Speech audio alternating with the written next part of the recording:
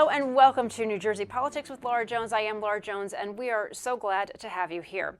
Coming up today, a hip-hop artist turned city councilman, Dupre Kelly, rose to fame as a rapper with Lords of the Underground. Now he represents his home, Newark's West Ward, as a city councilman, and he's standing by to talk about why it is he ran for office, what he hopes to accomplish, and who he hopes to inspire. First, though, we're going to turn our attention to Rutgers University. An investigation by the Bergen Record found the university's football team spent over $450,000 on DoorDash orders from May of last year until now, and it was paid for, apparently, by state taxpayer dollars. State Senator Declan O'Scanlan, a Republican from Monmouth County, is calling for an investigation into this. He represents New Jersey's 13th legislative district, which takes in parts of Monmouth County. Senator Declan O'Scanlan, it is so good to see you here today. It's hard to believe summer is coming to a close, although we have until September 22nd, so I keep holding on to that. And I will be clinging to it tenaciously for that whole time. Well, I tell you, a headline that recently got my attention was Rutgers and their football team, but not for their football schedule. They racked up quite the DoorDash bill, and I was thinking, oh, okay, this could be kind of a funny story, but maybe not so funny, because it turns out they racked up $450,000, almost $500,000 in a DoorDash bill, and the taxpayers are paying for it. Can you enlighten us of what's going on? Yeah, we send a lot of taxpayer money to Rutgers, and I don't know if anybody's paying attention to where it's going. I am hopeful that the scandals that we've heard out of Rutgers regarding spending, particularly Rutgers athletics, over the past few months are not the tip of an iceberg. But we need to find out. $450,000 in a DoorDash bill for a little over a year, with many of the charges being for meals that shouldn't be charged, exotic meals, for things like CVS as well. It's outrageous that nobody seems to be paying attention with this squandering of New Jersey taxpayer dollars. But it was only a few months ago that Rutgers was in the news as well, Rutgers Athletics, for spending $10 million over a period of a few years on inappropriate charges, things like Disney trips. There's a problem over at Rutgers. And we need to be asking these questions. Could this be an issue of it was easy? Maybe they didn't like the cafeteria food, so it's just easier to DoorDash. You've got a football team. It's a lot of people, and that can add up. Have you been able to look into anything to try and get some perspective on this? Look, it was easy. And if you're a student and you have the choice of cafeteria food or DoorDash, anything you want, sushi, steak, whatever you want, you're going to choose that. When they started the program, there should have been guidelines that were made clear to the students. Look, and we don't know if there were. And Rutgers certainly didn't put out guidelines that they had issued. So for me, that screams that maybe they didn't put out any, which is outrageous. Who should have been watching this? Whose responsibility was? Who created the program? Whoever that is should be fired, number one. And it should never happen again. It's really outrageous. And Rutgers' lame excuse, oh, well, we needed to, during the pandemic, this was post-pandemic pretty much, but they needed to see to the nutritional needs of these students. What about all the other students in the other departments? We don't care about them? It was a lame excuse. And this did way more than simply look after the nutritional needs of these kids. It was outrageous, flagrant, uncalled for spending. Yeah, how did you find out about it? How did it come to the attention of law? A news story hit somewhere, and I dug a little bit more, and now I'm stunned that there doesn't seem to be any follow-up. So I'm not shutting up about it. We need to look into this. It was at the same time I was looking at Rutgers' ridiculous anti-science COVID policies as well. This should be a premier ethics-leading, science-leading institution in New Jersey, and it is neither one of those things. Regarding these important policies and this flagrant misuse of what amounts to taxpayer dollars. Can you explain for people who are, they're thinking, well, how is a taxpayer on the hook for all of this? We subsidize Rutgers to various departments to tens of millions of dollars a year. We just, in this budget, sent an extra $100 million to Rutgers Athletics. So and Rutgers athletics, they try to separate these things sometimes, but it's been running a deficit for years. They accumulated $73 million deficit. They've been, as I understand it, borrowing money from the university to cover that deficit. And again, we fund the university to many, many millions of dollars a year. A lot of programs, a lot of colleges depend on their athletics to help recruit students and to make it that premier university so that people are coming and they're saying, I want to go to Rutgers. So sometimes money is to be spent in order to, because when you have that good athletic program, then the alums start donating money. Is there anything to that could be part of a bigger picture? There are plenty of ways you can attract students, you can incentivize them to come, but you don't have wild, crazy, unaccountable DoorDash spending plans. That's not a good way to do it.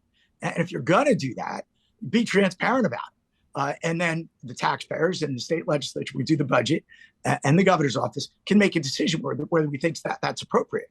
You don't find out, after the program has been a mess for a year, you don't find out that way. That's not how it should work. I'm a huge fan of Rutgers, of the institution. I recommend people go there.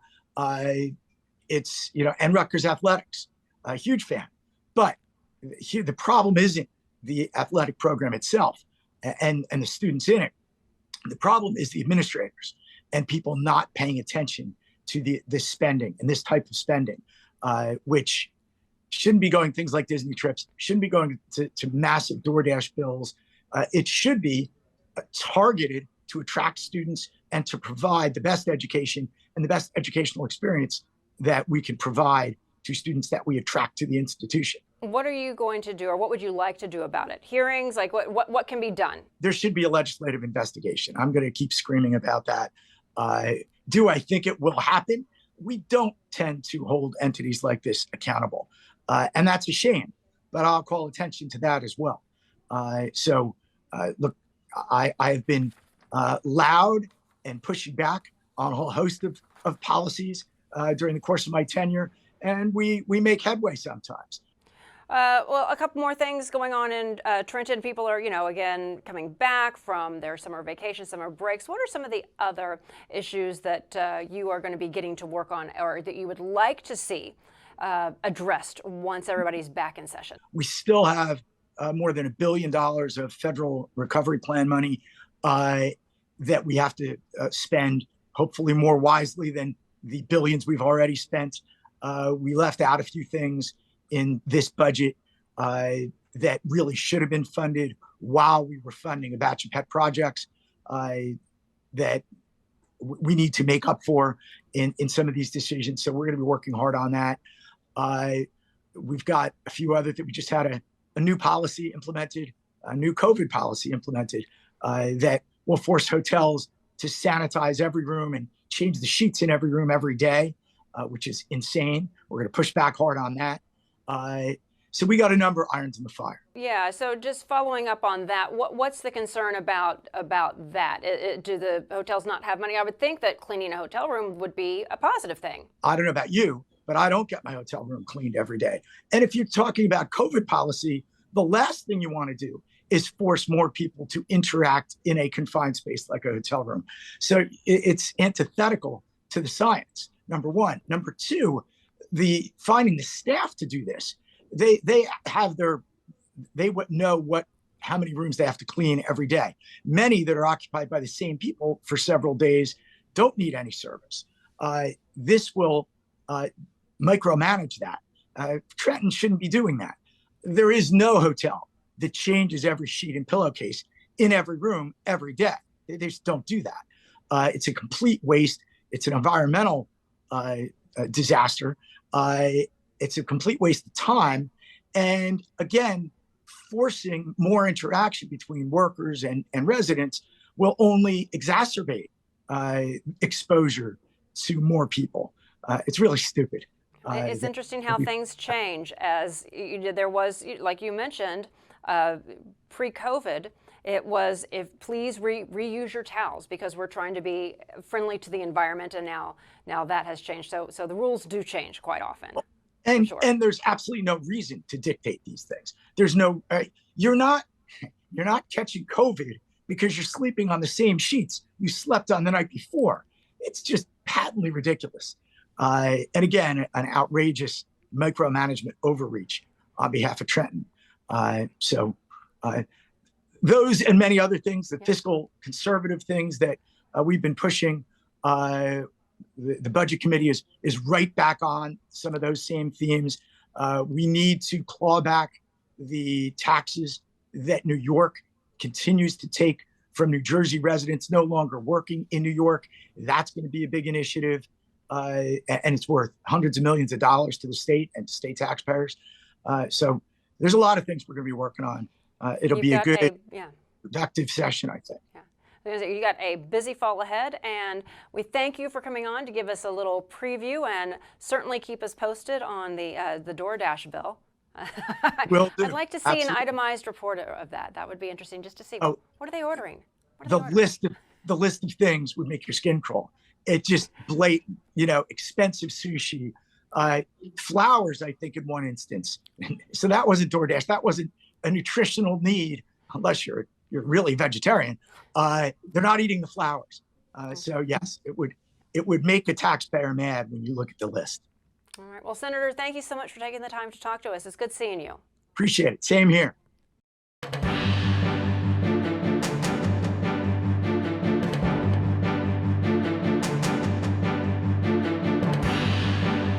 DePray Kelly is a relatively newly elected member of City Council in Newark, but he doesn't come from your typical political background.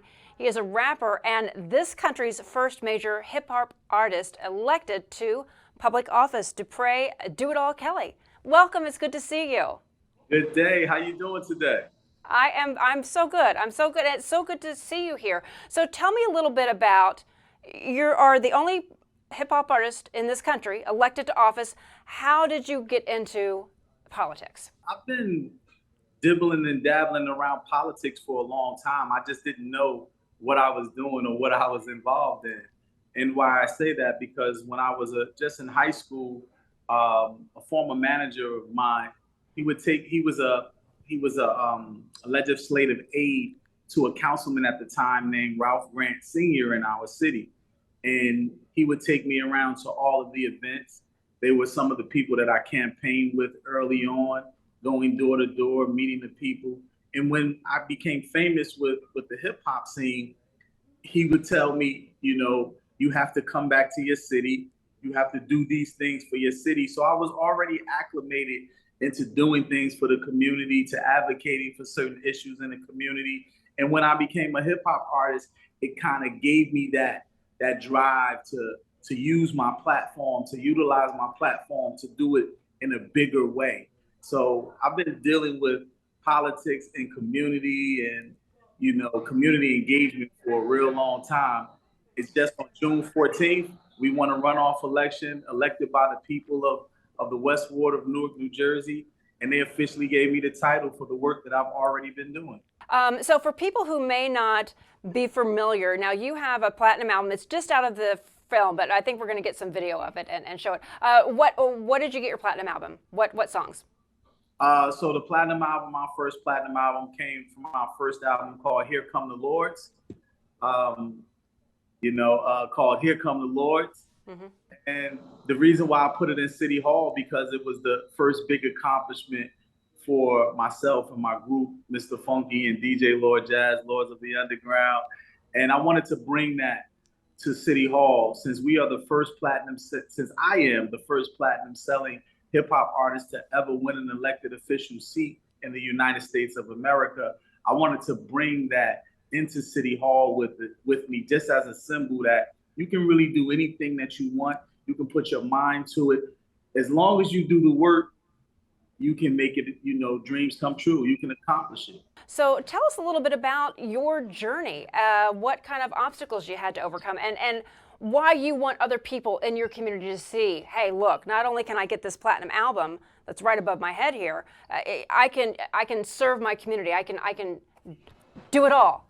For all of the children and all of the scholars that are failing, a lot of times it's not that they're not smart enough.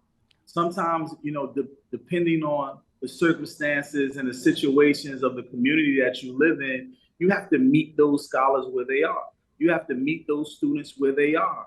And then you have to be able to pinpoint the skill set that they are most dominant within them. And then expand on that, build on top of that. And you will create somebody who is smart in the things that is already innate to them.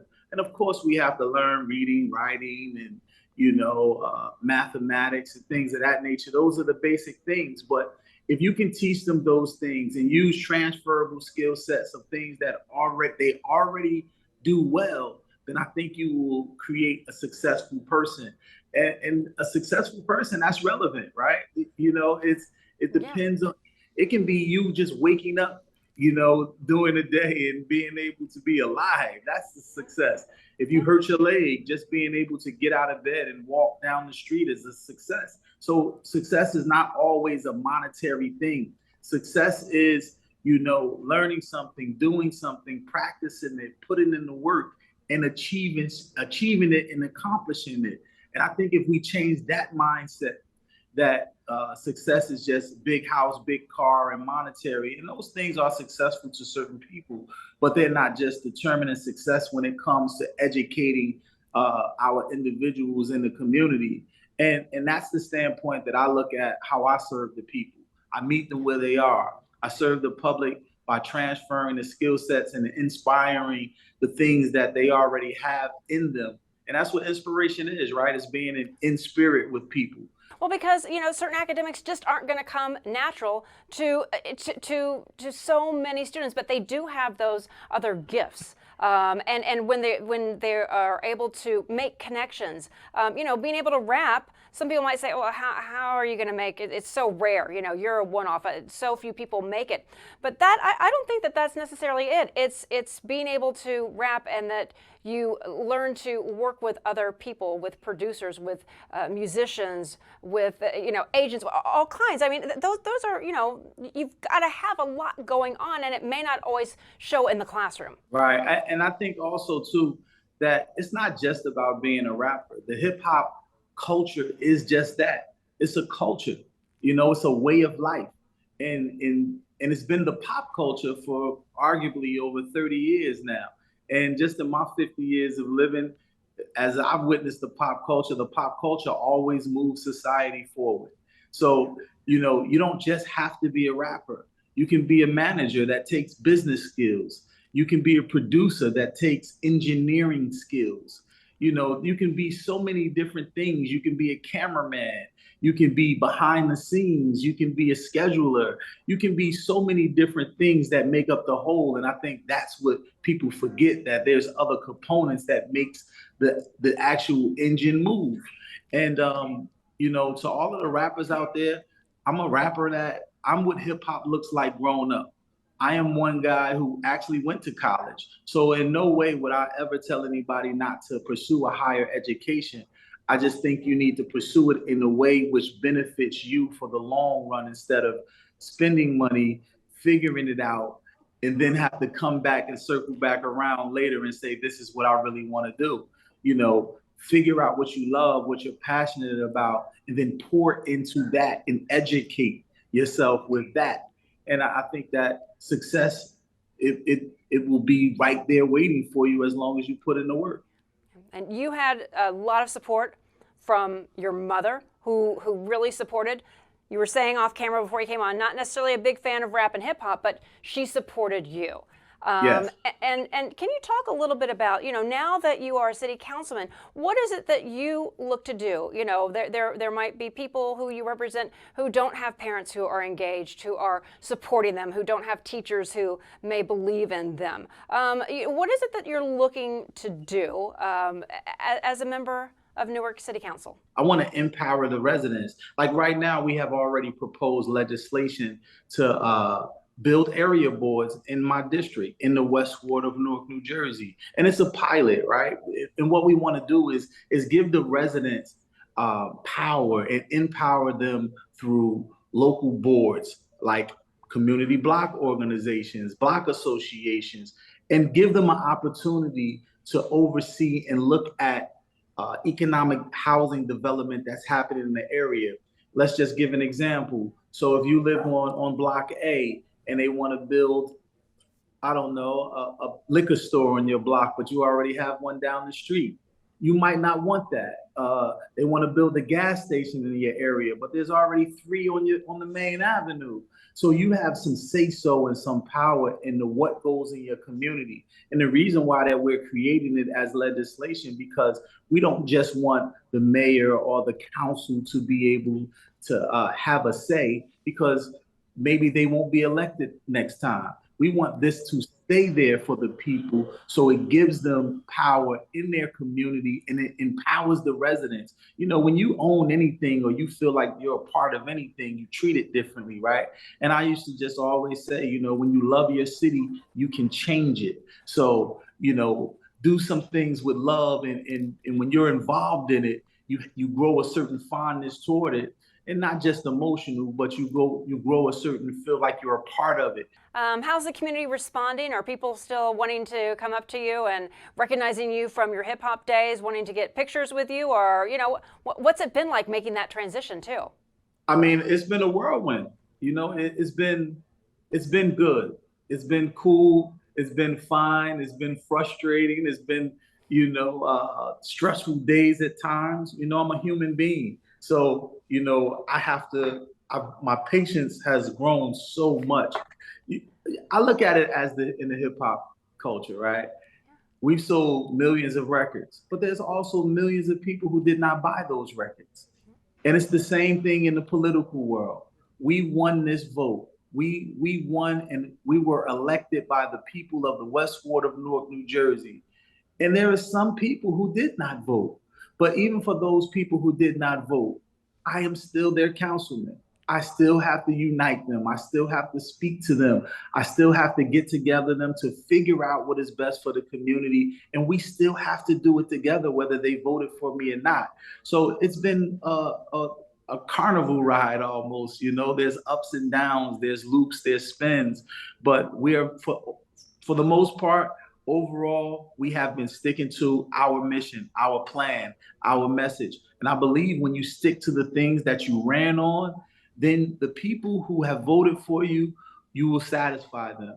You know, and we're doing that. We said that we will open up a little city hall in our ward. We've done that. We said that we would create legislation and propose legislation and get it on the agenda. We have done that. We said that we will be present, because presence is powerful. We have been doing that by answering constituents' concerns, issues, and complaints. Do you hope that you inspire other people, whether they come from a hip hop, whether they come from an entertainment, technology, people from other areas, to get involved? Because you've got a passion, and you don't see that in the political world a lot of times. People are more concerned at certain levels about just getting elected and just having the title. They're not necessarily about being and making a real difference. So do you hope that you're inspiring others?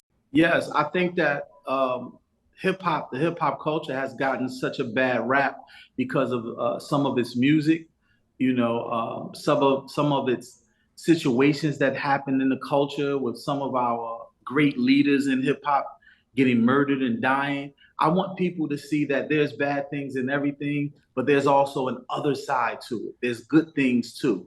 I am what hip hop looks like grown up. You know, I want to not just influence. I think that influence is powerful, but I want to inspire people to build on what I'm doing. You know, this was a conversation that Tupac and I had years ago. You know, and Tupac said to me, we need to come back to our cities. We need to start nonprofits. We need to open up start youth initiatives and programs for our community. And we need to sell more records so that we can have our record buyers become voters. And everything that we talked about in 1992 in a motel in Orlando, Florida, I have done. And I finally did what he asked me to do, and that was run for an elected official seat, and we won. And I say we won because hip hop has won. I want all parents out there to know that you no longer have to be afraid of hip hop. I want all hip hoppers out there to know that anything is possible. That's amazing. Tupac is who inspired you to sell the albums so you can get those people who are buying the albums to be engaged. And that is how you truly affect change and how we are just better as a society together. That's right. Hip hop has always galvanized people to bring them together, you know, and we just want to bring them together for a cause and control the narrative of the message that we want to get to the people. If we can utilize hip hop to get presidents and elected officials elected, then we can utilize it to help with our children and education. We can utilize it to help with home ownership and economic development within our cities. We can utilize it to help people with public service. Well, Councilman, I thank you so much for taking the time to talk to us today, and we would love to have you back on the show. Thank you, and I appreciate you guys. Thank you so much. We gotta now that we're elected, it's time to show how we govern, and that's what's important to me is just governing the right way for the people. All right. Thank you so much, and we appreciate all the time that you gave us today. Thank you. Take care. And that will do it for today. Thanks so much for tuning in to New Jersey Politics with Laura Jones. I am Laura Jones, and we hope to see you back here next time.